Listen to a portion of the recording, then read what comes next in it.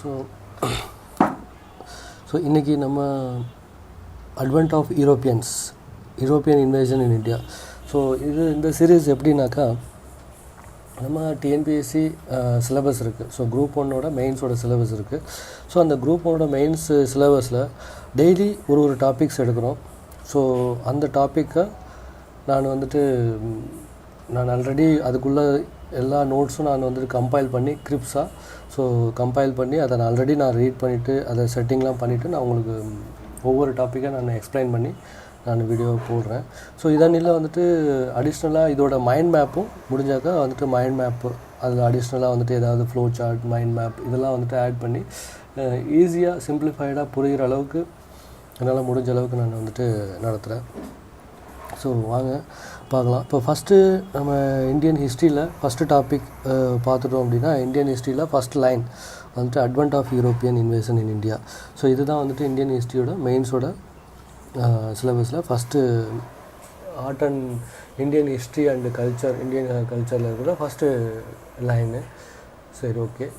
இந்த லைனில் உள்ள நம்ம பேசிக்கான இன்ஃபர்மேஷன்ஸ், ரொம்ப டீட்டெயில்டாக போகாமல் பேசிக்கான ஒரு இன்ஃபர்மேஷன்ஸ் என்னென்னலாம் இருக்கோ அதை நம்ம பார்க்கலாம்.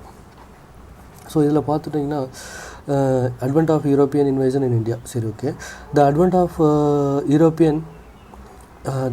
Europeans in India refers to the period when various European powers came to India for trade and eventually established their political and administrative control over the nation. So இந்த சாப்டரில் என்ன சொல்கிறாங்க அப்படின்னாக்கா, இது என்ன பீரியட்னாக்கா, நிறைய யூரோப்பியன்ஸ் பவர்ஸ் இந்தியாவுக்கு வந்தாங்க. ஸோ சில பேர் ட்ரேடுக்காண்டியும், சில பேர் எஸ்டாப்ளிஷ் பண்ணாங்க அவங்களோட பொலிட்டிக்கல் அண்ட் அட்மினிஸ்ட்ரேட்டிவ் கண்ட்ரோலை நம்ம நாட்டில் எஸ்டாப்ளிஷ் பண்ணுறதுக்காண்டியும் வந்திருந்ததாக சொல்கிறாங்க. ஸோ அதில் ஃபஸ்ட்டு போர்ச்சுகீசியர் தான் வந்தது. So the first European to reach India by sea was Vasco da Gama, a Portuguese explorer who landed in Calicut in 1498. So first European வந்தது Portuguese தான் வந்தாது. So சீ root வழியாக வந்திருக்காங்க. வாஸ்கோ ட காமா அவரோட பேர். So இவர் ஒரு போர்ச்சுகீஸ் எக்ஸ்ப்ளோரர். இவர் காலிக்கட் அப்படின்ற இடத்துல கேரளாவில் காலிக்கட் அப்படின்ற இடத்துல 1498 வந்திருக்காரு. He was followed by other Portuguese traders and officials who set up their bases in Goa, Daman and Diu, Bombay and other coastal areas. So இவரை ஃபாலோ பண்ணி other Portuguese traders and officials அவங்களோட bases set பண்ணாங்க. எங்கன்னாக்கா கோவாவிலையும், Daman and Diu, Bombay and other coastal ஏரியாஸில் setup பண்ணியிருந்திருக்காங்க. So the Portuguese were the dominant European power in India for about a century. So இவங்க ஒரு செஞ்சுரி வரையுமே ஒரு டொமினியண்ட்டாக இருந்திருக்காங்க நம்ம இந்தியாவில். So until they faced competition from other nations. So அதுக்கு அதர் நேஷனை ஃபேஸ் பண்ணுற வரையும் இவங்க ஒரு டொமினேஷனாக ஒரு செஞ்சுரி வரையுமே இருந்திருக்காங்க. ஸோ அடுத்த அதர் நேஷன்ஸ்னு பார்த்தோம்னாக்கா டச்சு வந்திருக்காங்க, அப்புறம் இங்கிலீஷ் வந்திருக்காங்க, அப்புறம் ஃப்ரெஞ்சு, அப்புறம் டேனிஷ். ஸோ இவங்க வர்ற வரையும் போர்ச்சுகீஸ் தான் ஒரு டொமினியன்ட் பொசிஷனில் இருந்திருக்காங்க. ஸோ இவங்களுக்கு அப்புறம் வந்தது யார் அப்படின்னா டச் வந்திருக்காங்க. So Dutch were the next to arrive in India in the early 19th century. So early 19th centuryயில் வந்தது யார் அப்படின்னாக்கா டச்சு அப்படின்றவங்க. They established the trading post in Surat, Masulipatnam, Pulicat, Cochin and other places. So இவங்க என்ன பண்ணியிருக்காங்க அப்படின்னாக்கா, இவங்களும் டச்சு ட்ரேடிங் ரைட்ஸை அதாவது இவங்களும் எஸ்டாப்ளிஷ் பண்ணாங்க. எங்கள் ட்ரேடிங் போர்ட்ஸை எஸ்டாப்ளிஷ் பண்ணியிருந்தாங்க. எங்கன்னா சூரத்தில், Masulipatnam, Pulicat, Cochin and other places. They mainly focused on the spices trade and competed with the Portuguese for the lucrative markets in Asia. So இவங்க என்னென்னா மெயின்லி எதை ஃபோக்கஸ் பண்ணியிருந்தாங்க அப்படின்னாக்கா, போர்ச்சுகீஸரை விட கம்பீட் பண்ணணும். எதுலன்னா ஸ்பைஸ் ட்ரேடிங்கில். இதை தான் இவங்களோட டச்சுக்காரவங்களுக்கு ஒரு ஃபோக்கஸ்டாக இருந்தது.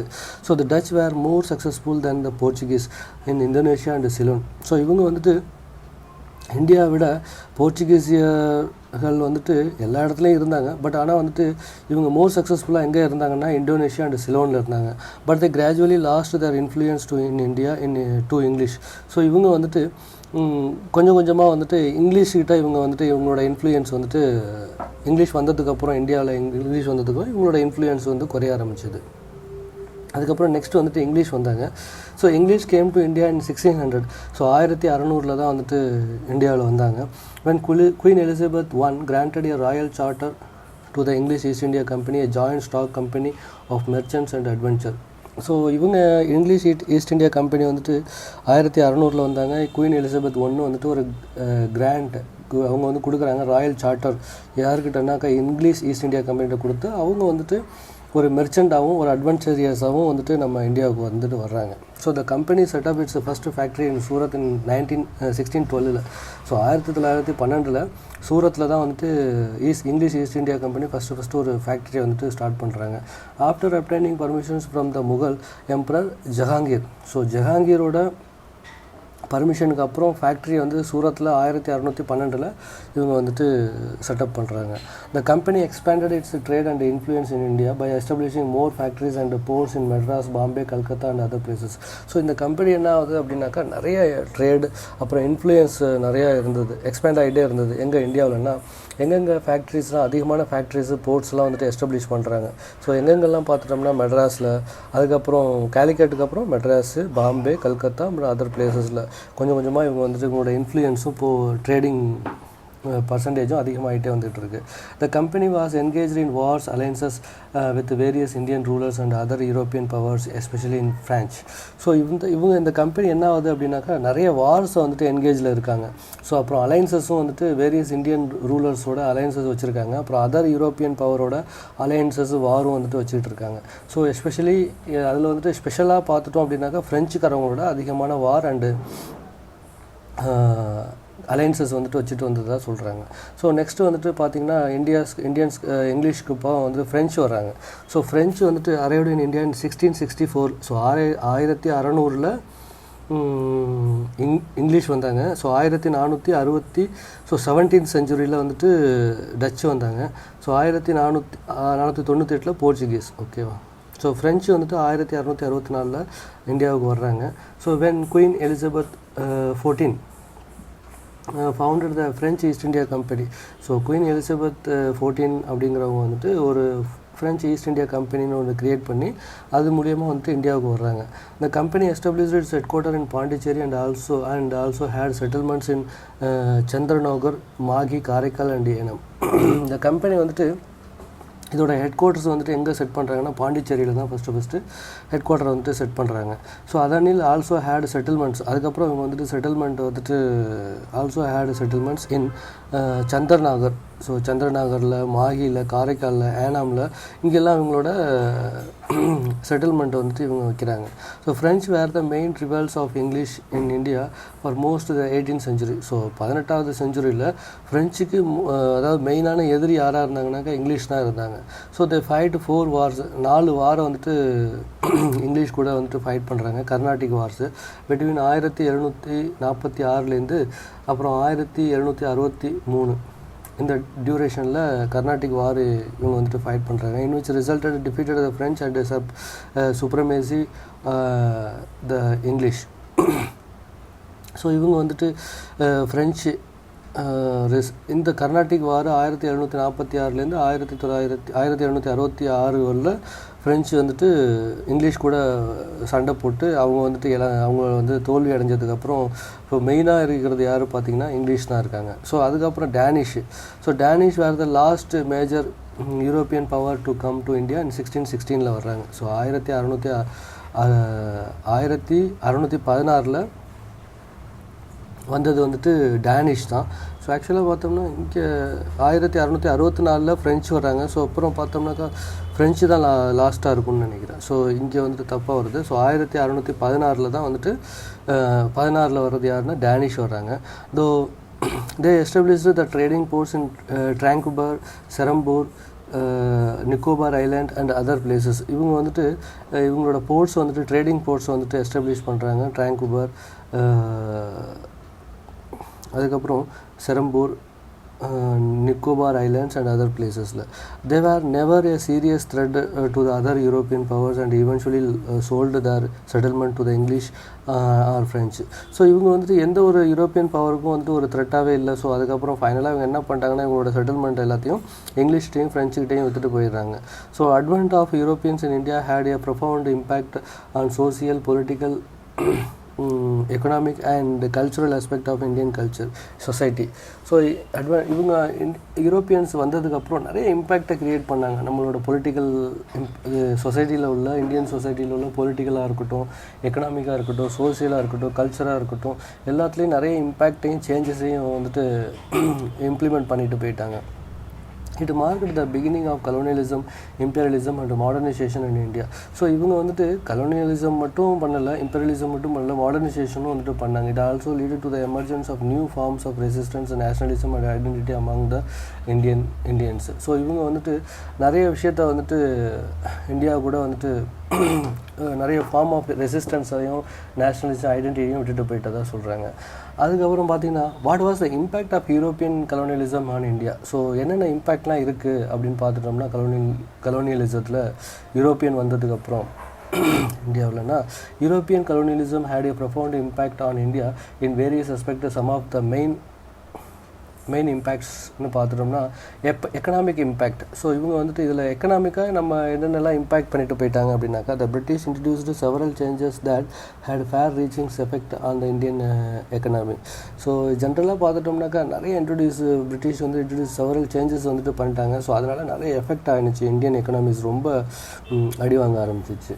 தே established colonial systems of trade and taxation that exploited the natural resources and human labors of India for the benefit of Britain. So இவங்க வந்துட்டு என்ன பண்ணாங்கன்னா கலோனியல் சிஸ்டத்தை இந்தியாவில் வந்துட்டு எஸ்டாப்ளிஷ் பண்ணதுட்டு ட்ரேட் பண்ணாங்க, ஹெவி டேக்ஸஸ் வந்துட்டு இது பண்ணாங்க. அதுக்கப்புறம் நம்மளோட நேச்சுரல் சோர்ஸஸாக இருக்கட்டும், ஹியூமன் லேபரெல்லாம் எல்லாமே எக்ஸ்ப்ளாய்ட் பண்ணாங்க.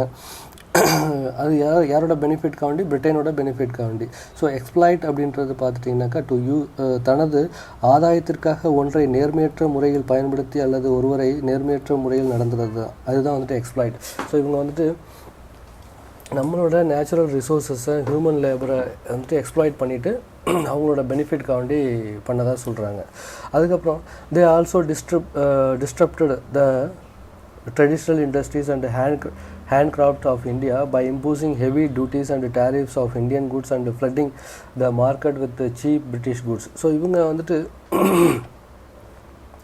டிஸ்டர்ப் பண்ணாங்க. ஆல்சோ டிஸ்டர்ப் அப்படின்றது வந்து நிகழ வேண்டிய ஒன்றே அது நிகழும்போது தடுத்து நிறுத்துறது. ஸோ இதுதான் வந்துட்டு to stop happening as or when it should. So disturb பண்ணாங்க. ஸோ இவங்க எதில் என்ன பார்த்துட்டிங்கனாக்கா நம்மளோட ட்ரெடிஷ்னல் இண்டஸ்ட்ரியாட்டாக இருக்கட்டும், நம்மளோட ஹேண்டிகிராஃப்டாக இருக்கட்டும், அதில் வந்துட்டு ஹெவி டியூட்டிஸ், டேரிஃப்ஸ்லாம் வந்துட்டு போட்டு ரொம்ப இந்தியன் குட்ஸ் ரொம்ப காசு அதிகமானது மாதிரி கொண்டு வந்துட்டாங்க. அதனில் ஃப்ளட்டிங் அவங்களோட மார்க்கெட்டை வந்துட்டு நிறைய சீப்பாக குட்ஸை வந்துட்டு இங்கே இந்தியாவில் வந்துட்டு விற்க ஆரம்பிச்சிட்டாங்க. அதுக்கப்புறம் they also introduced new crops நிறைய காப்ஸ் வந்துட்டு இன்ட்ரடியூஸ் பண்ணாங்க. அதில் வந்துட்டு tea, coffee, indigo, opium that required large tax of land and displaced many peasants and farmers. So இவங்க வந்துட்டு நிறைய நியூவான காப்ஸ் வந்துட்டு இந்தியாவில் இன்ட்ரடியூஸ் பண்ணாங்க. ஸோ அதில் பார்த்தீங்கன்னா டீயாக இருக்கட்டும், காஃபியாக இருக்கட்டும், இண்டிகோவாக இருக்கட்டும், ஓபியமாக இருக்கட்டும், இந்த நிறைய விஷயங்களை வந்துட்டு இந்தியாவுக்குள்ள இவங்க வந்துட்டு இன்ட்ரடியூஸ் பண்ணி வச்சுட்டு போயிட்டாங்க. ஸோ அவங்களோட பெனிஃபிட்காண்டி இதனால் வந்துட்டு நிறைய மக்கள் வந்துட்டு லேண்டை விட்டுட்டு டிஸ்பிளேஸ் ஆகி இன்னொரு இடத்துலேருந்து இன்னொரு இடத்துக்கு போக வேண்டிய சூழ்நிலை ஆகிடுச்சு. ஸோ ஃபார்மர்ஸ் அண்ட் பீப்புள்ஸ் எல்லாருமே they also built railways, roads, canals and ports that facilitated the movement of goods and troops, but also caused environmental degradations and deforestation. இவங்க என்னன்னாக்கா நிறைய they also built railways. So இவங்க வந்துட்டு railway வந்துட்டு கட்டினாங்க, ரோடை வந்துட்டு நல்லா ரோடு அமைச்சு வச்சுட்டு போனாங்க, கெனால்ஸ் வந்துட்டு தோண்டினாங்க, போர்ட்ஸ் வந்துட்டு எஸ்டாப்ளிஷ் பண்ணாங்க. ஸோ அவங்களோட ஃபெசிலிட்டி, குட்ஸ் அண்ட் ட்ரூப்ஸ் வந்துட்டு மூவ்மெண்ட் ஆகிறதுக்காண்டி தான் இந்த வசதி செஞ்சாங்க. அது அன்னியில் பார்த்துட்டிங்கனாக்கா என்விரான்மெண்டல் அண்டு ஃபாரஸ்ட் டீஃபாரஸ்டேஷன்லாம் பண்ணி வச்சுட்டு போயிட்டாங்க. ஸோ இதனால் வந்துட்டு பொலிட்டிக்கலாக நம்மளோட எக்கனாமிக்காக நம்மளோட இந்தியா வந்துட்டு இம்பேக்ட் ஆனிச்சு. அதுக்கப்புறம் சோசியல் இம்பேக்ட் என்னென்னலாம் பார்த்தோம்னாக்கா the British imposed their culture, language, religion and educations on the Indian society. So இந்த அவங்க வந்துட்டு நிறைய விஷயங்களை வந்துட்டு அவங்க இம்போஸ் பண்ணாங்க. அவங்களோட கல்ச்சராக இருக்கட்டும், பிரிட்டிஷோட கல்ச்சர், அவங்களோட லாங்குவேஜ், அவங்களோட ரிலீஜியன்ஸ், அவங்களோட எஜுகேஷன்ஸ் எல்லாத்தையும் வந்துட்டு இம்போஸ் பண்ணிட்டு போயிட்டாங்க வந்துட்டு.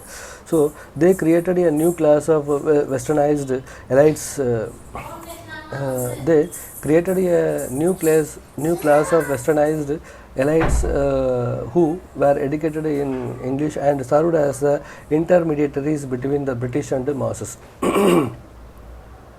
ஸோ இவங்க வந்துட்டு நிறைய கிளாஸ் ஆஃப் வெஸ்டர்னைஸ்டு எலைட்ஸ் வந்துட்டு இங்கே யூஸ் பண்ணாங்க. இதை யூஸ் பண்ணுறதுக்காக வேண்டி English educated and served as இன்டர்மீடியேட்ரிஸாக வந்துட்டு வச்சாங்க பிட்வீன் பிரிட்டிஷ் அண்டு மாசஸ்க்கு. ஸோ இங்கிலீஷ் தெரிஞ்ச ஒருத்தவங்களை வந்துட்டு இன்டர்மீடியேட்டர்ஸாக வந்துட்டு க்ரியேட் பண்ணாங்க. நியூ கிளாஸை ஒரு பெரிய கிளாஸையே வந்துட்டு வெஸ்டர்னைஸ்டு கிளாஸையே வந்துட்டு க்ரியேட் பண்ணியிருந்தாங்க. They also created a racial hierarchy that discriminated against the Indians and treated them as inferior and subordinate. So இவங்க என்ன பண்ணாங்கன்னா ஒரு ரேசியல் ஹையார்கியை வந்துட்டு க்ரியேட் பண்ணாங்க.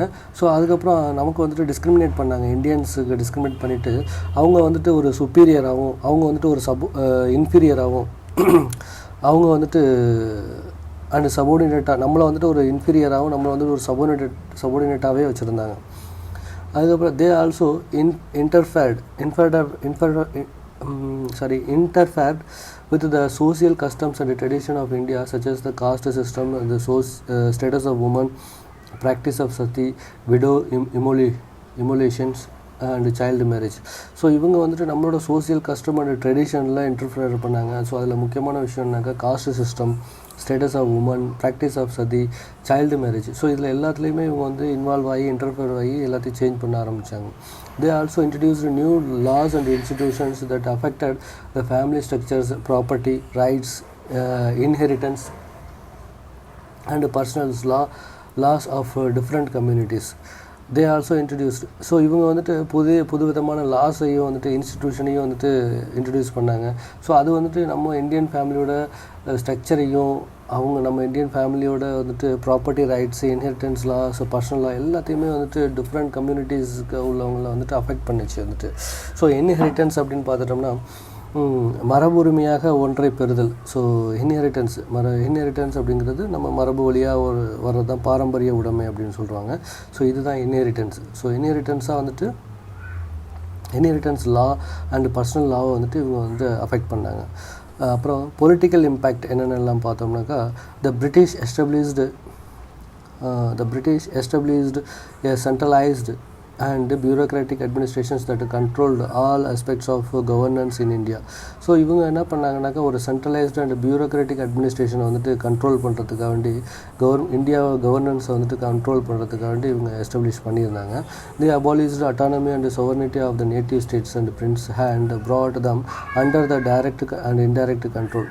ஸோ இவங்க வந்துட்டு நம்ம அந்த நேட்டிவ் ஸ்டேட்ஸ் அண்ட் பிரின்சஸ்க்கு உள்ள அட்டானமி அண்ட் சோவர்னிட்டியெல்லாம் வந்துட்டு அபாலிஷ் பண்ணிவிட்டு எல்லாரையும் வந்துட்டு அவங்களோட கண்ட்ரோலில் கொண்டு வந்தாங்க. டைரெக்டாகவோ அல்லது இன்டைரக்டாகவோ கொண்டு வந்திருந்தாங்க.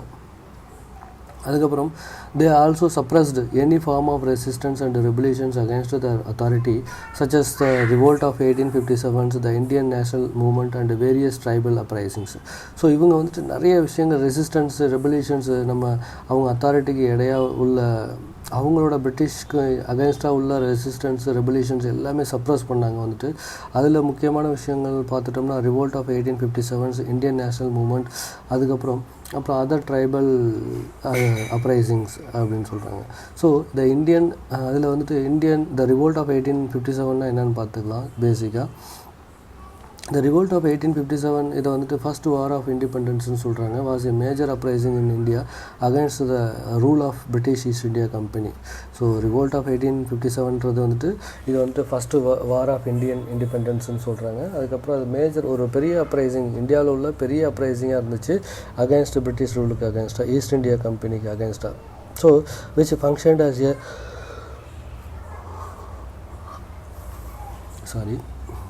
which functioned as a sovereign power on behalf of the sovereign power on behalf of such British crown. Okay. So அதுக்கப்புறம் பார்த்துட்டிங்கன்னா in between on on May 10th 1857 in the form of the mutiny of Sepoy of the company army in Meerut and then erupted into other mutinies and civilian rebellions. So அதுக்கப்புறம் பார்த்துட்டிங்கனாக்கா மே 10 1857 வந்துட்டு ஒரு form of mutiny நடந்துச்சு, சிப்பாய் mutiny நடந்துச்சு. So இந்த of the company ஆர்மியில் மீரட்டில் தான் வந்துட்டு ஃபஸ்ட்டு ஸ்டார்ட் ஆனிச்சு வந்துட்டு. ஸோ அதுக்கப்புறம் என்ன ஆச்சுனாக்கா அதர் மியூட்டினிஸ் அண்ட் சிவிலியன் ரெவல்யூஷன்ஸ் வந்துட்டு எரப்ட் ஆனிச்சு. The immediate factor for the revolt was the introduction of the Enfield. So அதோட அதாவது மே 10th 1857 தான் இது ஃபஸ்ட்டு இந்த ரிவோல்ட்டு ஸ்டார்ட் ஆனிச்சு. ஸோ எங்கேன்னு பார்த்தோம்னாக்கா அதாவது பிரிட்டிஷ் ஆர்மியில் வேலை பார்க்குற அந்த சிப்பாய்ஸ்க்கு இடையில் வந்துட்டு ஸ்டார்ட் ஆன ஒரு இதுதான் ரிவோல்ட் தான் இது. ஸோ இது எங்கே ஸ்டார்ட் ஆனிச்சுன்னா மீரட்டில். ஸோ இது வந்துட்டு அப்படியே ஸ்ப்ரெட் ஆகி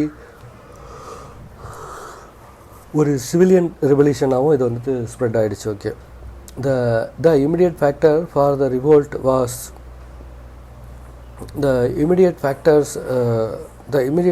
for the revolt was the introduction of Enfield rifle. So இதோட இமிடியேட்டாக ஒரு ஃபேக்டர்ஸ்னு பார்த்துட்டோம் அப்படின்னாக்கா என்ஃபீல்டு ரைஃபிள்னால தான் இந்த ஒரு கழகமே வந்துட்டு ஸ்டார்ட் ஆனதாக சொல்கிறாங்க. ஸோ இந்தியன் சிப்பாய்ஸ் பிலீவ்டு த கார்ட்ரேஜ். அவங்க என்ன பண்ணுறாங்கன்னா Indian sepoys believed that the cartridge was greased with either pig fat or made from cow fat, which was against the religious sentiment.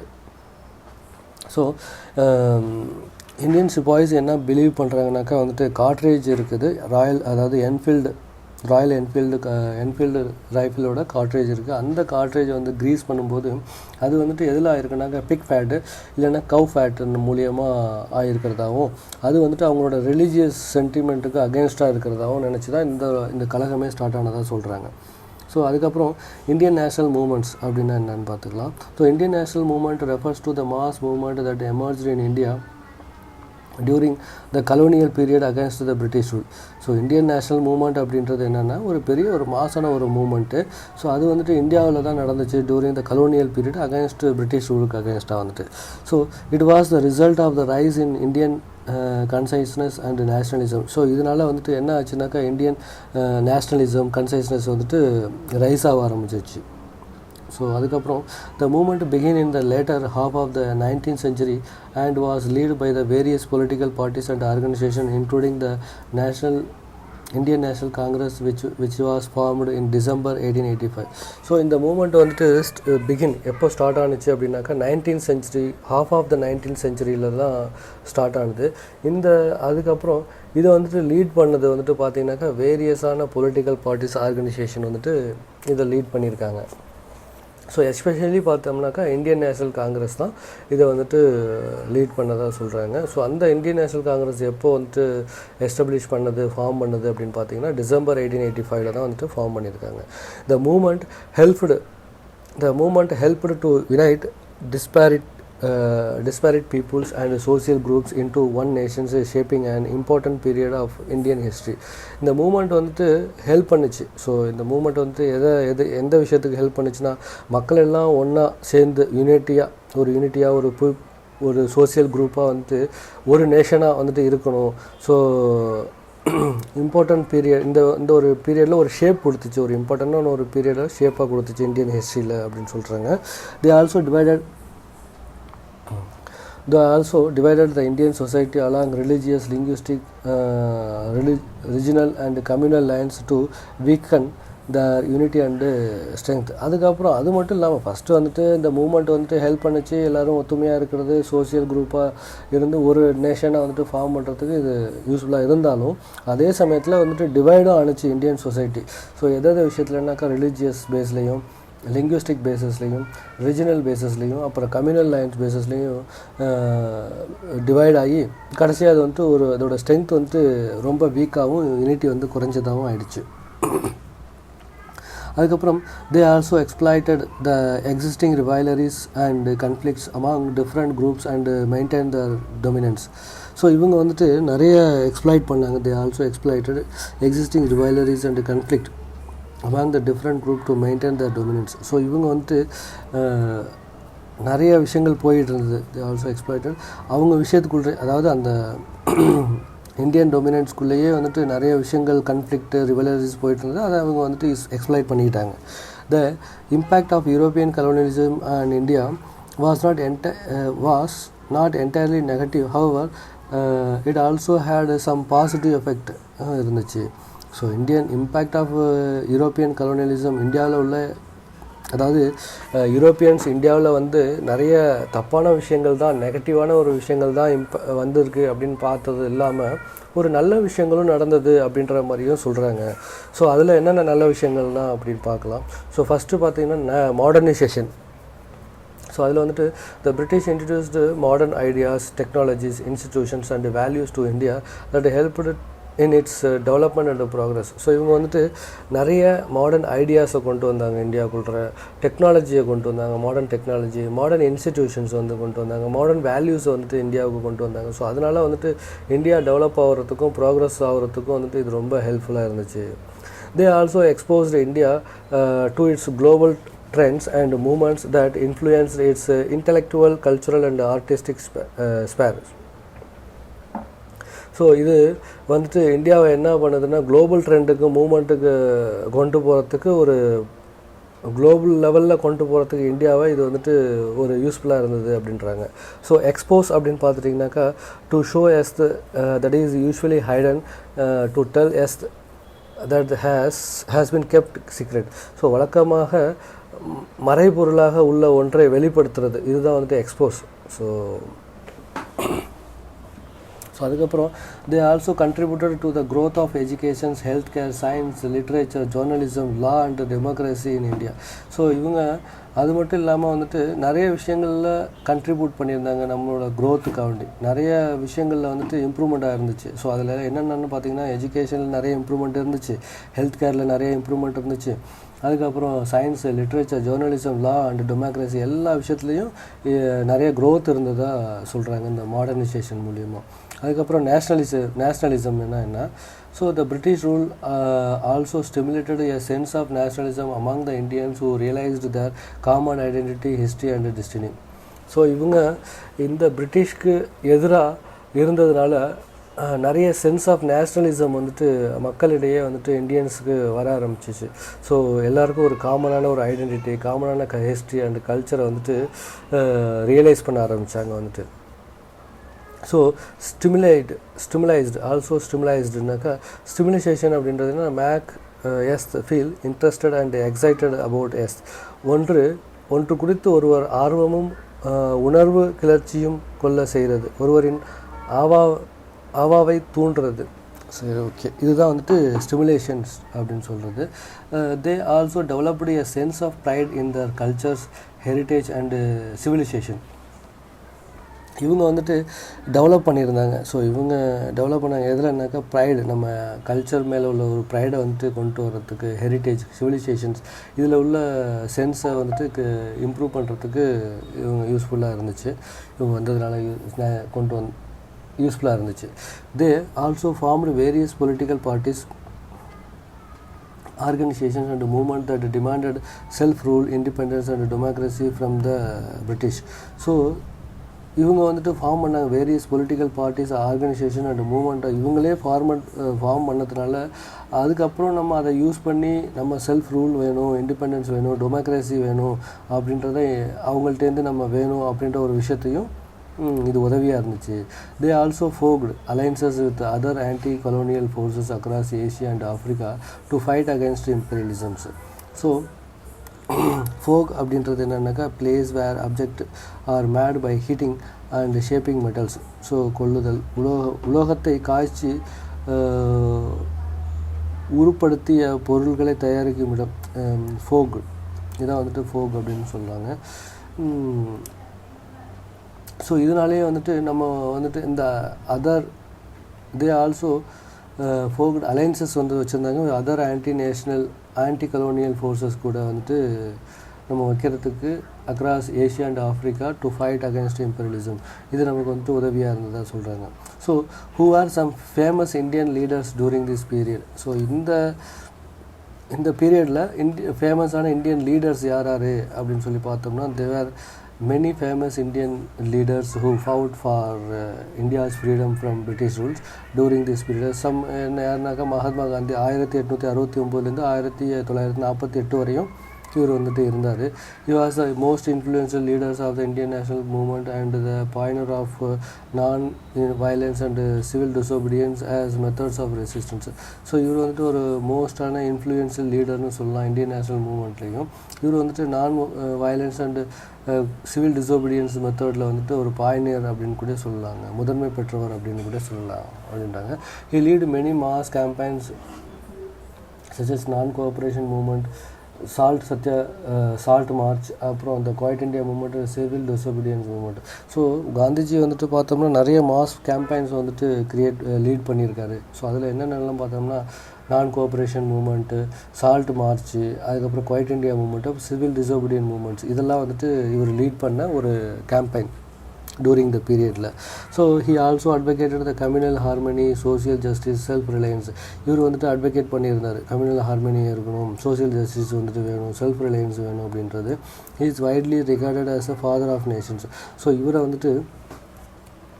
இவரை என்ன சொல்லாங்க ரெக்கார்ட் பண்ணுறாங்கன்னா ஃபாதர் ஆஃப் நேஷன் அப்படின்னு சொல்கிறாங்க. So இதை சொன்னது யார் அப்படின்னாக்கா சுபாஷ் சந்திர போஸ் அப்படின்றவர் தான் சொல்லியிருக்காரு. ஸோ அதுக்கப்புறம் ஜவஹர்லால் நேரு அப்படின்றவர் இம்பார்ட்டண்டான ஒரு லீடர், பொலிட்டிக்கல் லீடர். இவர் வந்து 1886லேருந்து 1989 1964 வரையும் இருந்தார். So Jawaharlal Nehru first prime minister அப்படின்னு சொல்லலாம் இண்டிபெண்டன்ட் இந்தியாவோடது. அப்புறம் லாங் டைம் பிரைம் மினிஸ்டர் கூட 17 வருஷம் பிரைம் மினிஸ்டராக இருந்திருக்காரு. And a close associate of காந்தியோட க்ளோஸ் அசோசியேட்டாக இருந்தவர் இவர் தான். He was a visionary leader who played a key roles in shaping India's foreign policy, economic development, social reforms and secular democracy. So இவர் வந்து ஒரு விஷனரி லீடர்ஸு. இவர் வந்துட்டு நிறைய விஷயங்களில் வந்துட்டு கீ ரோலாக இருந்தார். இந்தியாவோட ஃபாரின் பாலிசியாக இருக்கட்டும், எக்கனாமிக் டெவலப்மெண்ட்டாக இருக்கட்டும், சோசியல் ரிஃபார்ம்ஸ் அண்ட் செக்குலர் டெமோக்ரஸியாக இருக்கட்டும், ஸோ எல்லாத்துக்கும் ஒரு ஷேப் கொடுக்குறதுல, எல்லாத்துலேயும் ஒரு இம்ப்ரூவ்மெண்ட் கொண்டு வரதுல ஒரு விஷனரியான லீடராக இருந்தார். He was also a founding member of non-aligned movement and champion of anti-colonialism and world peace. So இவர் வந்துட்டு பார்த்தோம்னா ஃபவுண்டராக இருந்தார். எதுனா நான் அலைன்டு மூமெண்ட்டுக்கு ஃபவுண்டிங் மெம்பராக கூட இருந்திருக்காரு. அதுக்கப்புறம் champion of anti colonialism and world peace. So இவர் வந்துட்டு ஆன்டி கொலோனியலிசம் அண்ட் வேர்ல்டு பீஸை கொண்டு வரத்துல ஒரு சாம்பியனாக இருந்திருக்காரு.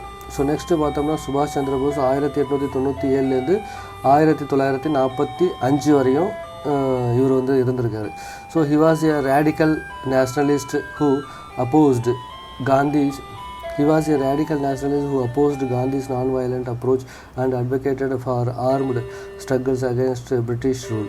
ஸோ இவர் பார்த்தோன்னாக்க ஒரு ரேடிக்கல் நேஷ்னலிஸ்ட்டுன்னு சொல்கிறாங்க. ஸோ சுபாஷ் சந்திர போஸ் வந்துட்டு 1897லேருந்து 1945 வரையும் வாழ்ந்ததாக சொல்கிறாங்க. ஸோ இவர் வந்துட்டு ஒரு ரேடிக்கல் நேஷ்னலிஸ்ட்டு. இவர் வந்துட்டு எதிர்த்தார். ஸோ எந்த விஷயத்தை எதிர்த்தார் அப்படின்னாக்கா காந்திஜியோட கொள்கையை பார்த்து தான் அவர் வந்தார். ஸோ இது வந்துட்டு இவருக்கு பிடிக்காதனால அதுக்கப்புறம் அவருக்கும் காந்திக்கும் இவருக்கும் ஒரு மிஸ் அண்டர்ஸ்டாண்டிங் வந்துச்சு. ஸோ இவர் வந்து அப்போஸ் பண்ணார். நான் வயலண்ட் அப்ரோச் வந்துட்டு இவருக்கு செட் ஆகிற மாதிரி தெரியல. ஸோ அதனால் இது அவரோட கொள்கையை இவர் வந்துட்டு அப்போஸ் பண்ணார். அப்புறம் வந்துட்டு அட்வொகேட் பண்ணார். இவர் வந்துட்டு எந்த விஷயத்தை அட்வொகேட் பண்ணார்னா ஆர்ம்டு ஸ்ட்ரகிள்ஸு அகேன்ஸ்ட்டு, அதாவது பிரிட்டிஷ் ரூலுக்கு அகேன்ஸ்டாக வந்துட்டு ஆர்ம்டு ஸ்ட்ரகிள் மட்டும்தான் வந்துட்டு சரியாக இருக்கும் அப்படின்ற ஒரு விஷயத்தை இவர் நம்பினார். அதுக்கப்புறம் he escaped from India in 1941 and formed the Indian national army with the help of Japan and Germany. So இவர் வந்து 1941 இந்தியாவிலேருந்து எஸ்கேப் ஆகி இந்தியன் நேஷனல் ஆர்மி அப்படின்ற ஒரு விஷயத்தை ஃபார்ம் பண்ணார், help of Japan and Germany. So Japan அப்புறம் ஜெர்மனியோட ஹெல்ப்னால இதை வந்து பண்ணார்.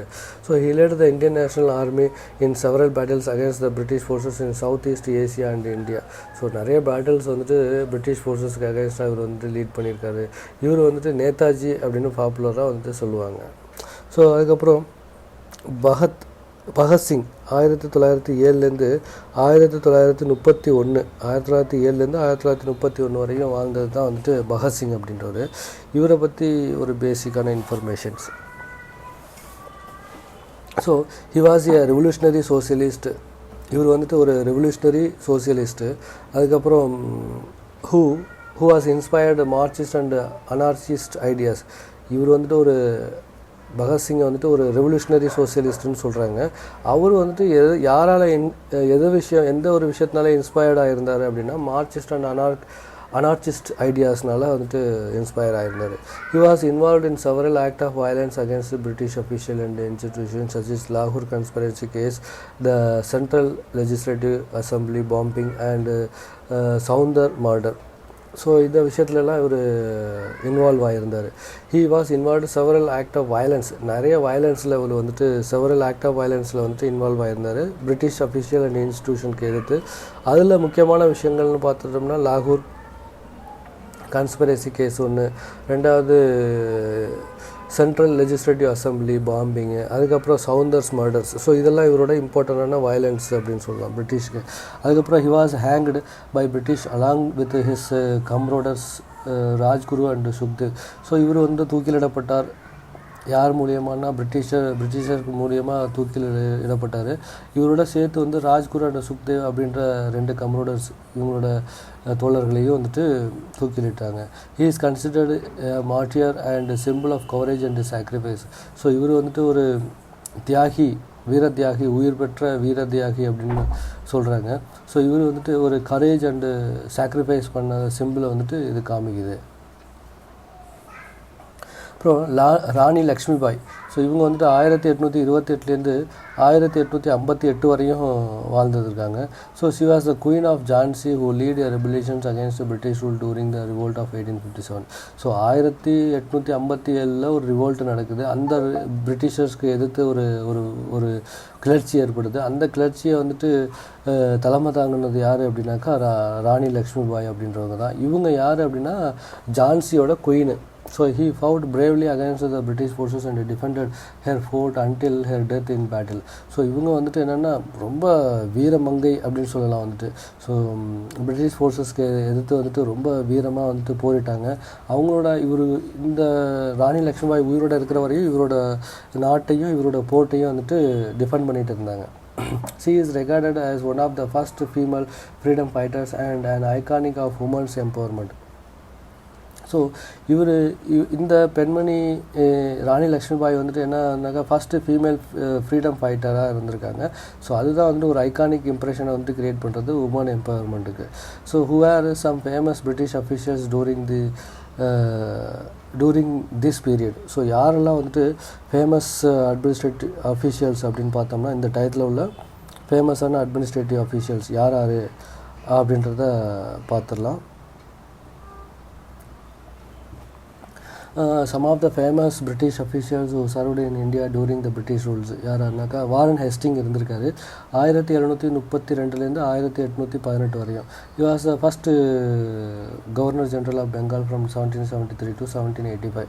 ஸோ 1783 1785 வரையும் ஃபஸ்ட் கவர்னர் ஜென்ரலாக இருந்திருக்காரு. பெங்காலோட கவர்னர் ஜென்ரலாக இருந்திருக்காரு. And first de facto Governor General of India 1774 to 1785. So 1774 1785 வரையும் de facto Governor General of Indiaவும் இருந்திருக்காரு. He established a centralized administration, reforms the judicial systems, promoted trade and commerce, patronized Indian culture and learning. So இவர் வந்துட்டு நிறைய விஷயங்களை establish பண்ணார். அதில் ஒன்று என்னன்னாக்கா சென்ட்ரலைஸ்டு அட்மினிஸ்ட்ரேஷன், ரிஃபார்ம்ஸ், ஜுடிஷியல் சிஸ்டத்தோட ரிஃபார்மு, அப்புறம் ப்ரொமோட் பண்ணார். ட்ரேட் அண்ட் காமர்ஸை இவர் நிறைய ப்ரொமோட் பண்ணியிருந்தார். அப்புறம் வந்துட்டு இந்தியன் கல்ச்சர் அண்ட் லேர்னிங்கை வந்துட்டு பேட்டர்னைஸ் பண்ணியிருந்தார். He also faced several Wars and revolutions. So இவர் வந்துட்டு நிறைய கிளர்ச்சிகளையும் நிறைய வார்களையும் வந்துட்டு சந்தித்தார். அதில் வந்துட்டு முக்கியமான விஷயம் என்னென்னாக்கா ரோஹில்லா வார், ஃபஸ்ட் ஆங்கிலோ மராத்தா வார், அப்புறம் ட்ரையல் ஆஃப் நந்த் குமார், இதெல்லாம் வந்துட்டு இவர் ஃபேஸ் பண்ண wars and revolutions.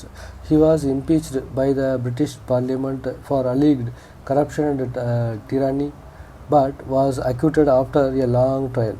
ஸோ இவர் வந்துட்டு இம்பீச் பண்ணாங்க, வேலையிலேருந்து தூக்கிட்டாங்க பிரிட்டிஷ் பார்லிமெண்ட்டில். ஏன்னா கரப்ஷன் கேஸு, அப்புறம் டயர்னி அப்படின்ற கேஸ். அதுக்கப்புறம் ஆஃப்டராக வந்துட்டு ஒரு ட்ரையல்லாம் வச்சு அதுக்கப்புறம் இவர் திருப்பி வந்துட்டார். ஸோ டயர்னி அப்படின்றது என்னன்னாக்கா a cruel and unfair use of power by a persons or small group to control a country of state. So கொடுங்கோன்மை, வல்லாட்சி, அடக்குமுறை, இதெல்லாம் வந்துட்டு டயர்னி அப்படின்னு சொல்லுவாங்க. அதுக்கப்புறம் நெக்ஸ்ட்டு பார்த்தோம்னா லார்ட் காரன்வாலிஸ் தான் வந்துட்டு ஒரு இம்பார்ட்டண்டான ஒரு அஃபீஷியல்ஸ். ஸோ பிரிட்டிஷர்ஸ் இருந்தது. 1738 1805 வரையும் இவர் வந்திருக்காரு. He was the second governor general of Bengal. இவர் யார் அப்படின்னாக்கா செகண்ட் கவர்னர் ஜென்ரல், பெங்காலோட second governor general. Okay. From 1786 to 1793. So 1786 1793 வரையுமே வந்துட்டு கவர்னர் ஜென்ரல் ஆஃப் பெங்காலாக இருந்திருக்காரு. அப்புறம் செகண்ட் கவர்னர் ஜென்ரல் ஆஃப் இந்தியாவும் இருந்திருக்காரு. அது எப்படின்னா அதே டைம் தான், 1786 1793 வரையும். So he is known for introducing the permanent settlement of Bengal, which is fixed the land revenue and gave zamindar landlords the right to collect it. So இவர் வந்துட்டு என்னன்னாக்கா இன்ட்ரடியூசிங் பண்ணார், பர்மனெண்ட் செட்டில்மெண்ட், பெங்காலோட பர்மனெண்ட் செட்டில்மெண்ட்டை இன்ட்ரடியூஸ் பண்ணி அது மூலியமாக வந்து land revenue and ஜமீன் டேக்ஸை வந்து ஃபிக்ஸ் பண்ணிவிட்டு ஜமீன்தார் வந்து கலெக்ட் பண்ணுற ரைட் கொடுத்தாரு. He also reformed in the civil service, judiciary, police and military. So இவர் வந்துட்டு லார்ட் காரன்வாலிஸ் தான் வந்துட்டு சிவில் சர்வீஸை ரிஃபார்ம் பண்ணார், ஜுடிஷியரியை வந்துட்டு ரிஃபார்ம் பண்ணார், போலீஸை ரிஃபார்ம் பண்ணார், மிலிட்ரியை ரிஃபார்ம் பண்ணார். He also fight the third Anglo-Mysore wars and defeated the Tipu Sultan at the Battle of Srirangapattinam in 1792. So இவர் வந்துட்டு தேர்ட் ஆங்கிலோ-மைசூர் வாரை வந்துட்டு ஃபைட் பண்ணார். அதுக்கப்புறம் அந்த தேர்ட் ஆங்கிலோ-மைசூர் வாரில் வந்துட்டு திப்பு சுல்தானை வந்துட்டு தோற்கடிச்சார். ஸோ எந்த பேட்டில்னா பேட்டில் ஆஃப் ஸ்ரீரங்கப்பட்டினம் அப்படின்ற ஒரு வாரில் தோற்கடிச்சார் 1792. ஸோ இதுதான் வந்துட்டு காரன்வாலிஸோட இம்பார்ட்டன்ட் ஃபேக்ட்ஸ். ஸோ அதுக்கப்புறம் லார்ட் வெல்லஸ்லி 1760 1842 வரையும் இருந்தாங்க. He was the fourth Governor General of Bengal from 1798 to 1805 and the fourth Governor General of India from 1798 to 1805. So இவர் யாருன்னா நாலாவது உள்ள கவர்னர் ஜென்ரல். ஸோ பெங்காலாக இருக்கட்டும் இந்தியாவாக இருக்கட்டும் நாலாவது உள்ள கவர்னர் ஜென்ரல் 1798 1805 வரையும் இவர் வந்துட்டு கவர்னர் ஜென்ரலாக இருந்திருக்காரு. He pursued a aggressive policy of expansion and annexation through wars and treaties.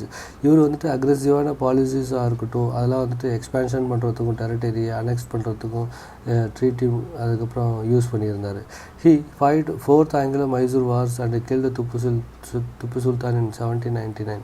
இவர் வந்துட்டு நாலாவது ஆங்கிலோ-மைசூர் வார் வந்துட்டு ஃபோர்த் ஆங்கிலோ-மைசூர் வார் வந்துட்டு ஃபைட் பண்ணார். அதுக்கப்புறம் திப்பு சுல்தானை கொண்டுட்டு 1799 வந்துட்டு 1799 வந்துட்டு இறந்த 1799 வந்து திப்பு சுல்தானை வந்துட்டு கொன்றார்.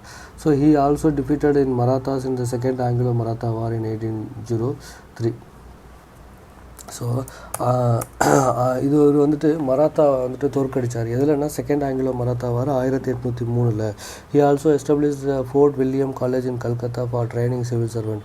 இவர் வந்துட்டு ஃபோர்ட் வில்லியம் காலேஜ் கல்கத்தாவில் ஃபோர்ட் வில்லியம் காலேஜ் வந்து எஸ்டாப்ளிஷ் பண்ணுறாரு. எதுக்கு அப்படின்னாக்கா ட்ரைனிங் ஆஃப் சிவில் சர்வெண்ட்டுக்காக வேண்டி. He also introduce the subsidiary alliance systems who made the Indian states dependent on the British for protection and administrations. So இவங்க என்னன்னாக்கா ஒரு சப்சிடரி அலையன்ஸ் சிஸ்டத்தை வந்துட்டு இன்ட்ரடியூஸ் பண்ணார். எதுக்குன்னாக்கா அதாவது நேட்டிவ் பிரின்ஸ்லி ஸ்டேட்டாக இருக்கட்டும் இந்தியன் பிரின்ஸ்லி ஸ்டேட்ஸ் வந்துட்டு பிரிட்டிஷரை நம்பி இருக்கணும் ப்ரொடெக்ஷனுக்காக வேண்டியும் அட்மினிஸ்ட்ரேஷனுக்காக வேண்டியும் அப்படின்ற ஒரு விஷயத்த இவர் வந்து இன்ட்ரடியூஸ் பண்ணார். ஸோ அடுத்தது பார்த்தோம்னா லார்ட் டல்ஹௌசி 1812 1860 வரையும். ஸோ ஹி வாஸ் த எட்டாவது உள்ள கவர்னர் ஜென்ரல் பெங்காலோட 1848 1856 வரையும் இருந்திருக்காங்க. So and the 8th governor general of India from 1848 to 1856. So அதுக்கப்புறம் the 8th governor general of India from 1848 to 1856. Okay. So அதுக்கப்புறம் இவரை வந்துட்டு he is known for his policy annexation throughout doctrine of lapse which allowed him to take over the Indian state whose rulers died without a natural heir. So இவர் வந்துட்டு ஒரு பாலிசியை வந்துட்டு maintain பண்ணார். So establish பண்ணார். எது அப்படின்னாக்கா doctrine of labs அப்படின்னு சொல்லுவாங்க. ஸோ ஏதாவது ஒரு இந்தியன் இண்டிபெண்டன்ட் ஸ்டேட்டோட கிங்குக்கோ குயினுக்கோ ஸோ ஆண்மகன் இல்லை அப்படின்னாக்கா ஸோ அந்த கண்ட்ரி வந்துட்டு அந்த ஒரு பிரின்ஸ்லி ஸ்டேட் வந்துட்டு ஆட்டோமேட்டிக்காக வந்துட்டு அனெக்சேஷன் ஆகிடும் இந்தியா, அதாவது பிரிட்டிஷர்ஸ்க்கு கீழே வந்துடும் அப்படின்ற மாதிரி இவர் வந்துட்டு கொண்டு வந்தார். அனெக்ஸ்டு செவரல் ஸ்டேட். இவர் வந்துட்டு நிறைய ஸ்டேட்டை வந்து அனெக்ஸ் பண்ணார். அதில் என்னென்னலாம் பார்த்தோம் அப்படின்னா சத்தாரா ஒன்று, ஜான்சி ஒன்று, நாக்பூர் ஒன்று, நாக்பூர், அப்புறம் சிம்லப்பூர், அதுக்கப்புறம் அவத், இதெல்லாம் வந்துட்டு இவர் அனெக்சேஷன் பண்ண இடம்.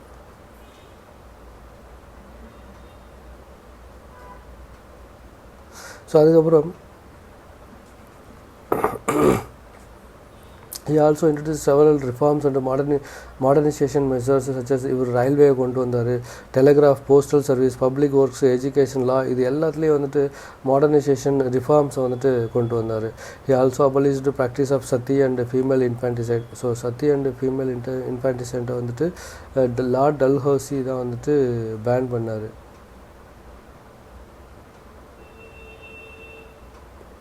ஸோ ஆல்சோ அபோலிஷ், சத்தியை வந்து அபோலிஷ் பண்ணார், ஃபீமேல் இன்ஃபான்டிசைடு வந்துட்டு அபோலிஷ் பண்ணி பண்ணதாக சொல்கிறாங்க வந்துட்டு.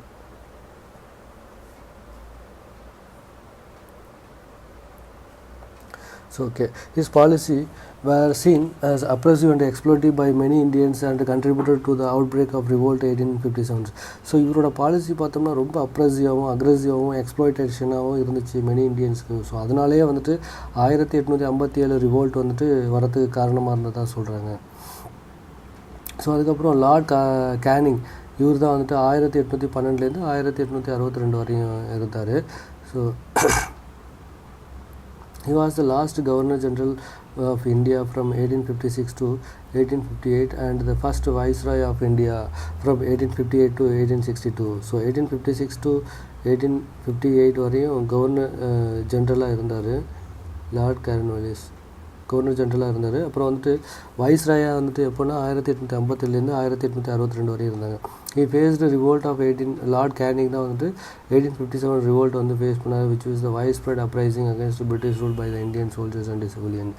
ஸோ இவர் வந்துட்டு சப்ரஸ் பண்ணார், இந்த ரிவோல்ட்டை சப்ரஸ் பண்ணார் வெறும் ரொம்ப ப்ரூட்லியாக ஃபோர்ஸ் வச்சு. But showed leniency and colonialisation towards some rebels.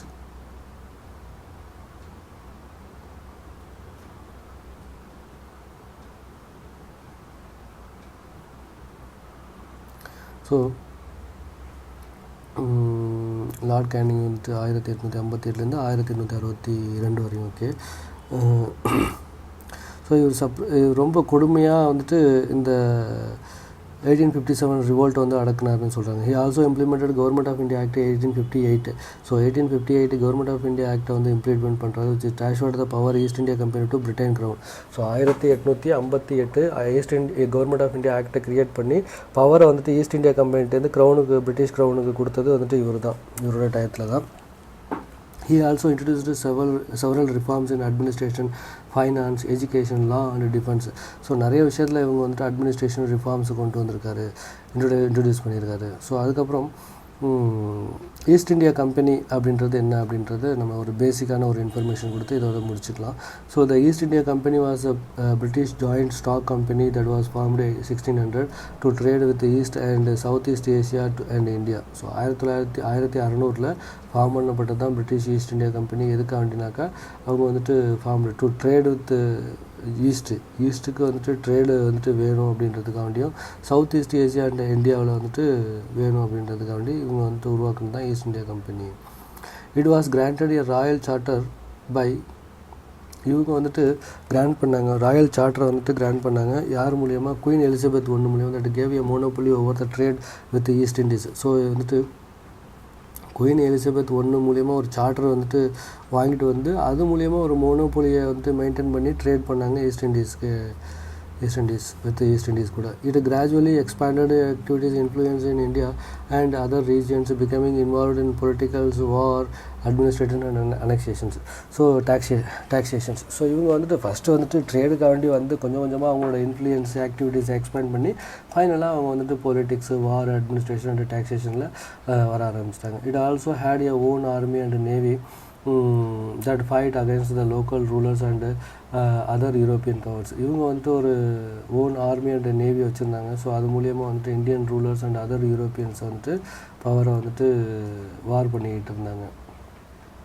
It was the most powerful and influential corporation in the world at its peak, controlling large parts of India and other territories. So இது வந்துட்டு most powerful and influential corporations in the world இருந்துச்சு. அது ஒரு பீக்கில் இருந்துச்சு.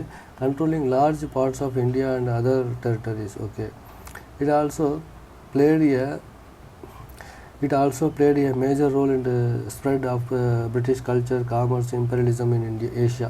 So ஏஷியாவில் British east India company தான் வந்துட்டு ஒரு இம்பார்ட்டண்டான ஒரு விஷயம் மேஜர் ரோல் ப்ளே பண்ணிச்சுன்னு சொல்கிறாங்க. The East India Company faced many challenges and controversies during its existence, such as the Ammonia Massacre, Bengal Famine, Opium War, Indian Revolution of 1857 and other corruption and mismanagement of its officials. ஸோ இதெல்லாம் இவங்களோட சேலஞ்சஸாக இருந்துச்சு, கான்ட்ரவர்சியாகவும் சேலஞ்சஸாகவும் இருந்துச்சு இவங்களோட பீரியடில். It also faced competition of opposition from other British merchants and politicians who wanted to end its monopoly. So the company policies and actions also provoked resentment and resistance from many Indians who suffered under its exploitation and operations. So many Indians என்ன பண்ணாங்க வந்துட்டு இதனால் வந்துட்டு பாதிக்கப்பட்டோன்னே இவர்கிட்ட டைரெக்டாகவே போய் பேசி அந்த விஷயத்தை சரி பண்ணுறதை சொல்கிறாங்க.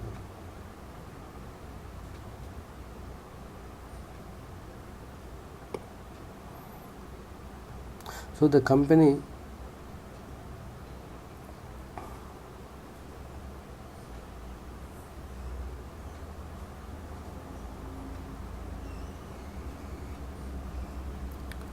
ஸோ அதுக்கப்புறம் the company rule in India effectively ended in 1858. So 1858 company rule வந்துட்டு எண்ட் ஆனிச்சு.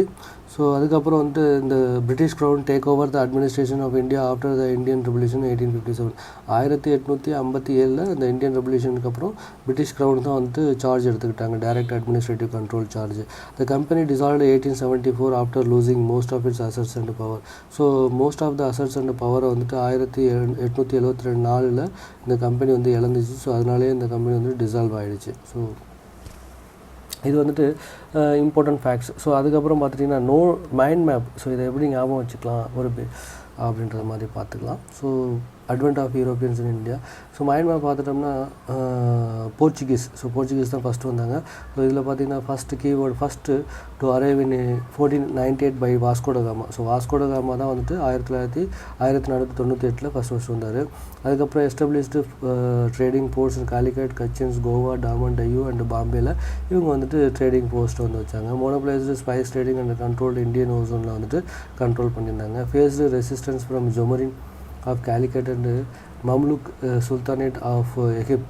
So faced resistance from Jamrin of Calicut and Mamluk Sultanate of Egypt. Okay, it declined due to Dutch and British competition of Maratha attacks. So இவங்க வந்துட்டு Portuguese வந்துட்டு decline ஆச்சு. எப்போ அப்படின்னாக்கா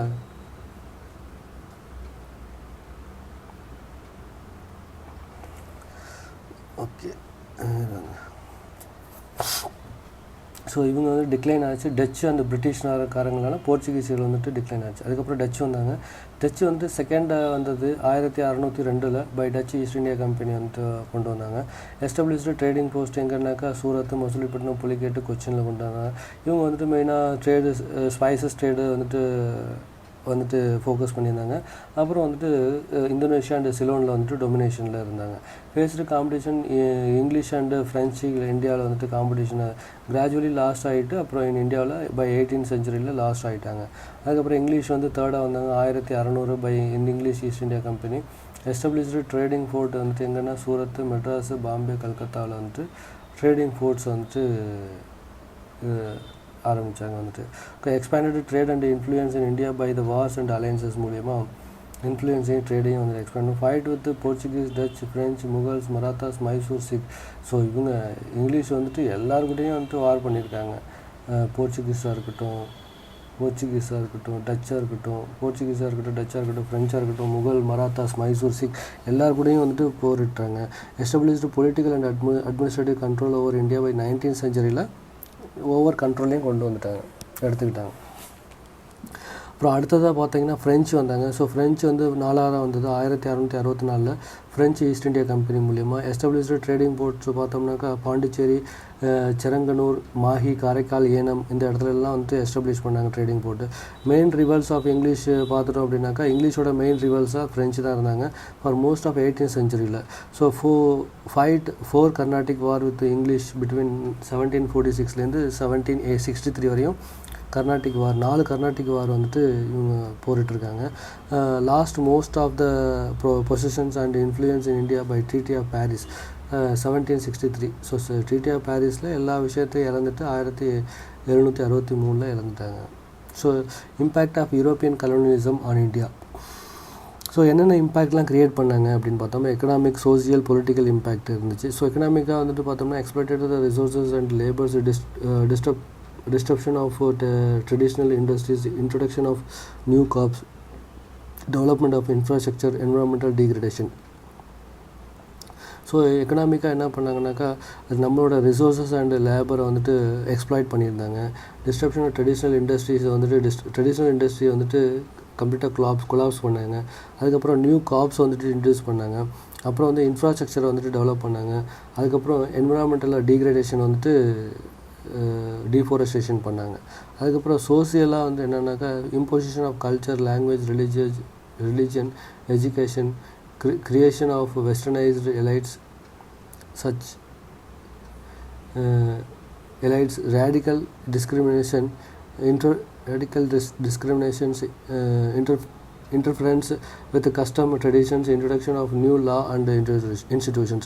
so இவங்க வந்துட்டு என்னென்னா இம்போசிஷன் பண்ணாங்க அவங்களோட own culture, language, religion, educations. அப்புறம் க்ரியேட் பண்ணாங்க வெஸ்டர்னைஸ்டு எலைட்டாக வந்து க்ரியேட் பண்ணாங்க. ரேசியல் டிஸ்கிரிமினேஷன் வந்துட்டு இவங்க பண்ணாங்க. ஸோ இவங்க வந்துட்டு நம்மளோட கஸ்டம் அண்ட் ட்ரெடிஷனில் இன்டர்ஃபியர் பண்ணிவிட்டு நம்மளோட நியூ லா அண்ட் இன்ஸ்டிடியூஷனை வந்துட்டு இன்ட்ரடியூஸ் பண்ணியிருந்தாங்க. ஸோ இதான் வந்துட்டு சோசியலாக. அப்புறம் பொலிட்டிக்கலாக பார்த்துட்டோம்னா சென்ட்ரலைஸ்டு அண்ட் பியூரோக்ராட்டிக் அட்மினிஸ்ட்ரேஷனை வந்துட்டு இவங்க கொண்டு வந்தாங்க. அப்புறம் abolished of autonomy and sovereignty of native states. So native ஸ்டேட்டோட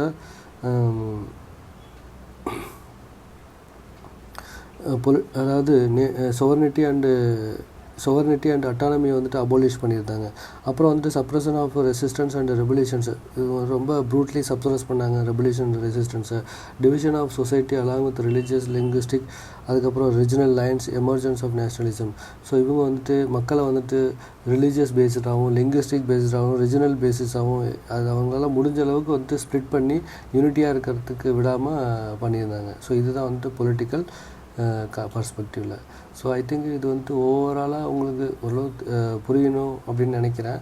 so இம்பார்ட்டண்ட்டாக ஸோ உங்களுக்கு புரிஞ்சுதுன்னா ரொம்ப நன்றி, thanks. So advent of European invasion வந்துட்டு இன்றைக்கி முடிஞ்சிச்சு.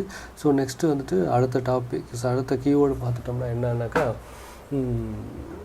அட்வென்ட் ஆஃப் யூரோப்பியன்ஸ் இன்வேஷன் அடுத்தது வந்துட்டு expansion and consolidation of British rule. So இதை வந்துட்டு நெக்ஸ்ட்டு லெசனில் நம்ம பார்க்கலாம். தேங்க்யூ ஃபார் வாட்சிங்.